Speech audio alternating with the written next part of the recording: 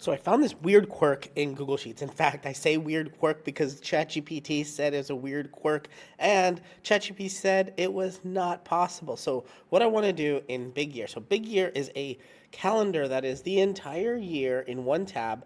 And what's cool is that the Saturdays and Sundays are highlighted or colored in a different color. And you can see all throughout the year all of these different weeks, right? And these chunks that we normally look at. We look at months, we look at weeks, but when we look at the year, we're like, we're not in context. Well, this gives us our context. Every month is across here. And by the way, get Big Year absolutely free. It's at bettersheets.co/Big Year. Someone just emailed me today, said they paid $5 that I should charge for it, but I don't.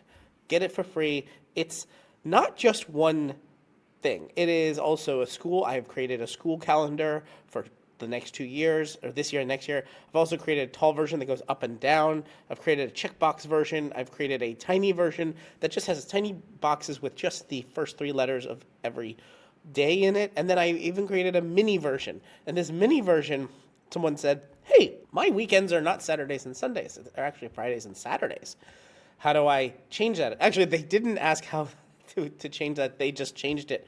They changed it because it's actually fairly easy to update the conditional formatting. Let's go up to Format, Conditional Formatting. I'm going to show you that right here. It's just, hey, check out the weekday. If it's a 1, color it. If it's a 7, color it. That's all it's doing. Essentially saying, get the weekday of this date, color it 1 if it's 1 or 7, 1, 7 being Saturday and Sunday, or 7 and 1 being Saturday and Sunday. But how do you change this? Well, you just change this from 7 and 1. This one's 1. The other one is 7. Just change it to 6 and 7, right? And you have to do that across the whole tabs, right? Every single one of them. But you only have to change it in a conditional formatting here. However, I don't want to have to force users to go here and edit this conditional formatting. What if we could set the conditional formatting to look at a settings page? And that's what I have been trying to do. Trying to get Google Sheets conditional formatting to look at another sheet. So I set up this settings page and I said, hey, just set your weekends 7 and 1 here. And so if you go to edit the conditional formatting and you're like, I don't want 1 here, I want settings, C3.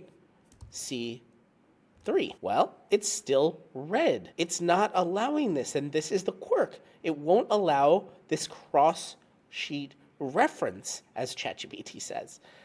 Well, how do you get it? How do you get there? Well, maybe it's that it should be a $, or maybe it should be that we put quotes around settings.